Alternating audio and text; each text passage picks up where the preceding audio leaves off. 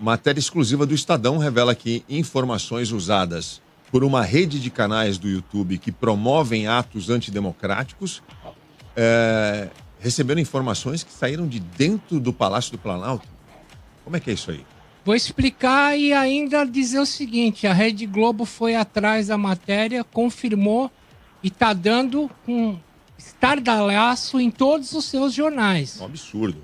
Em abril foi aberto um inquérito para apurar a organização e o financiamento de manifestações contra a democracia. Esse inquérito revelou que um negócio muito lucrativo está por detrás dos protestos contra o Supremo Tribunal Federal e o Congresso. O elo entre esses youtubers que fazem parte do chamado Gabinete do Ódio e o governo é a SECOM, a Secretaria de Comunicação da Presidência. Tércio Arnaud Tomás, assessor especial da presidência, um rapaz de 20 e poucos anos, trabalha a poucos metros do gabinete do presidente Jair Bolsonaro. Ele é o intermediário do bloqueiro bolsonarista Alan dos Santos dentro do Planalto. Lembrando que o Alan dos Santos está foragido no México. Tércio repassa vídeos do presidente e participa de grupos de WhatsApp com esses blogueiros para discutir questões de governo, segundo ele, disse em depoimento à Polícia Federal. O vereador Carlos Bolsonaro, do Republicanos do Rio de Janeiro, é apontado como comandante do Gabinete do Ódio. Sabe quantas vezes ele é citado nesse inquérito, Aldrin? 53. O que diz o relatório da Polícia Federal de 9 de julho? Abre aspas. A propaganda de conteúdo extremista no campo digital se transforma em ações como as manifestações reais contra o Estado Democrático de Direito, criando um ciclo que se realimenta. Prossegue o inquérito. Produtores disparam essas manifestações pelos seus canais de YouTube e são alardeados e replicados em perfis pessoais de redes sociais de agentes do Estado, gerando mais visualizações. Está descrito, portanto, a máquina do Gabinete do Ódio. Agora, lembrando que nós discutimos essa semana aqui a pauta do governo ter pago 2,7 milhões para uma assessoria de imprensa mostrar os nomes de 81 jornalistas, sendo que 51 eram contra o governo, segundo essa assessoria de imprensa. E eu falei aqui no dia, essa lista não teria sentido se não tivesse uma máquina de Gabinete do Ódio trabalhando por detrás dela. Felizmente, essa máquina do Gabinete do Ódio está sendo esvaziada pela Polícia Federal e pelo Supremo. Porque, ato contínuo, o nome desses 81 jornalistas, os 51 que são colocados como inimigos do governo, iam abastecer essa rede do ódio, que, segundo a Polícia Federal mostrou o jornal Estado de São Paulo, é comandado pelo vereador Carlos Bolsonaro, do Republicanos do Rio de Janeiro. Isso aqui me lembra muito tem muita semelhança com o governo do PT, com sua máquina de assassinato de reputações. O governo Bolsonaro querendo acabar... Potencializou, né? Exatamente. É mais grave ainda, porque a coisa vai mais além. Tentando acabar, lógico, com a moral do STF, principalmente do STF, né? Ataques virulentos contra o Supremo Tribunal Federal. E não dá, é um paralelo que a gente faz com o governo do PT. O governo do PT tentava assassinar reputações de opositores ao governo, também através de abastecer blogs, sites e revistas, enfim, jornalistas que pudessem replicar as notas favoráveis ao governo, atacando diversas pessoas que fossem contra. E me lembra um pouquinho também, esse ataque me lembra uma frase que era associada ao presidente Washington Luiz. E Washington Luiz tinha uma frase que era o seguinte: governar é abrir estradas. O Bolsonaro vai acabar vai ter uma frase que é assim: governar é abrir crises, porque esse gabinete do ódio só serve para abrir crises institucionais aqui no Brasil. Lembrando que o PT criou por uma pessoa para quem eles pagavam muito bem, que era o finado Paulo Henrique Amorim, e criou o PIG, o Partido da Imprensa Golpista. que era para atacar toda a grande mídia que investigava o PT. Então não é muito diferente não, né? Igual falou Paulo Tadeu agora há pouco. Tem um detalhe que eu acho que a gente precisa... Eu tive uma longa discussão hoje, eu e alguns amigos, sobre isso, né? Porque assim, acho que tem duas coisas aí. Primeiro que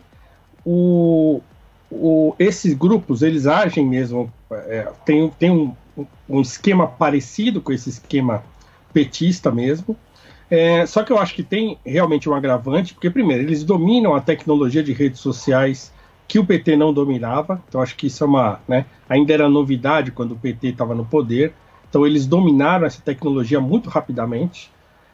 Um outro detalhe, essa ligação entre esses agentes blogueiros e pseudojornalistas e figuras absolutamente, como é que se fala? Pernósticas, né, das redes sociais, eles têm uma ligação direta e quase intrínseca com o governo.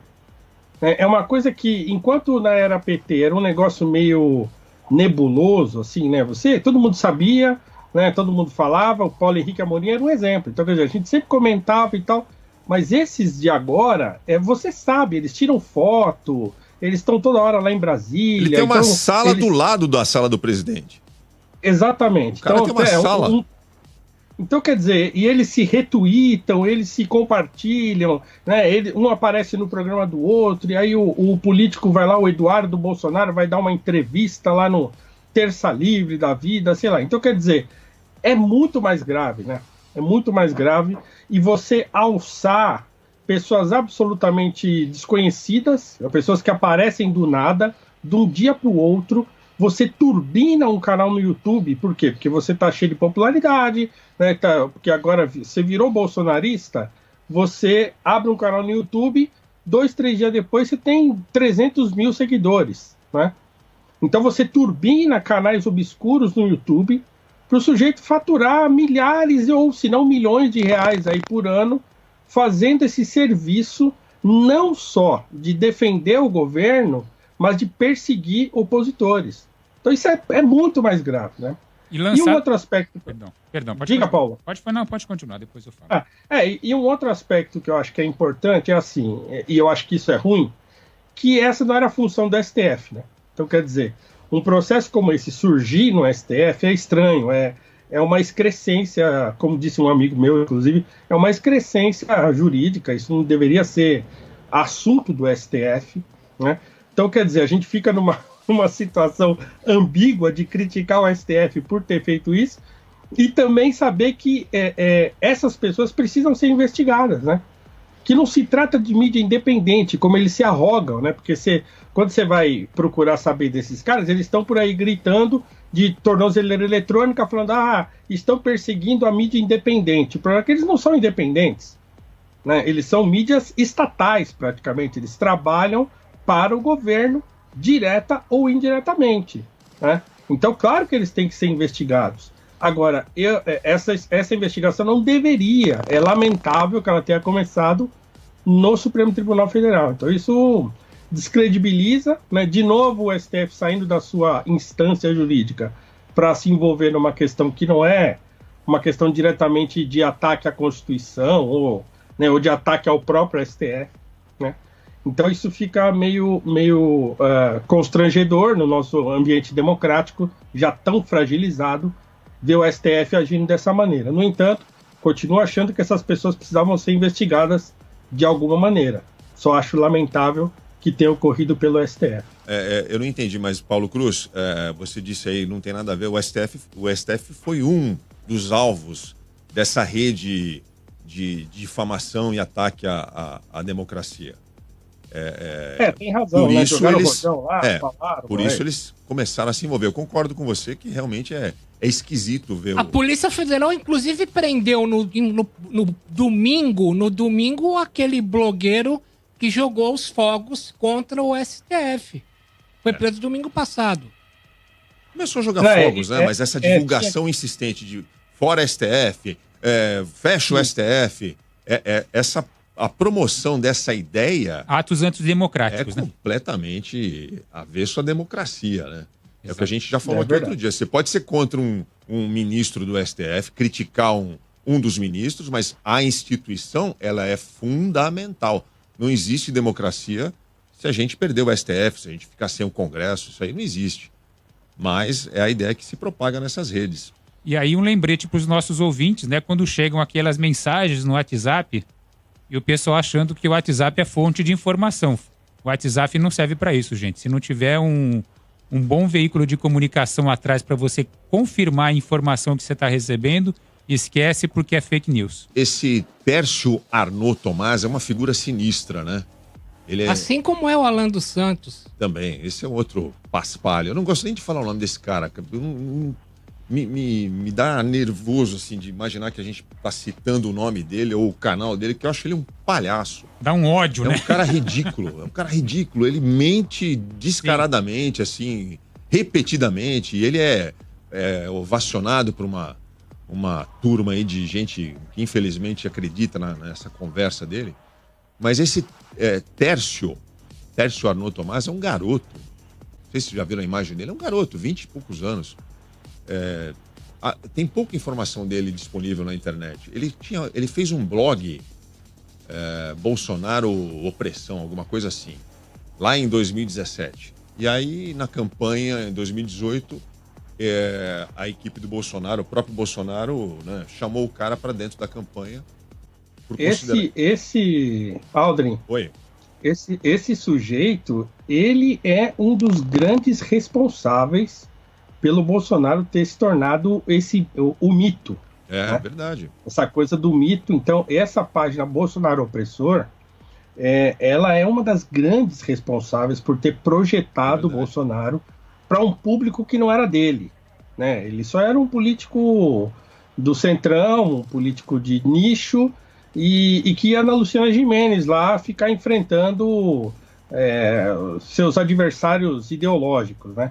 Mas ele não tinha esse apelo público, inclusive entre público jovem e tal. Então, o Bolsonaro, de repente, virou assunto dos meus alunos.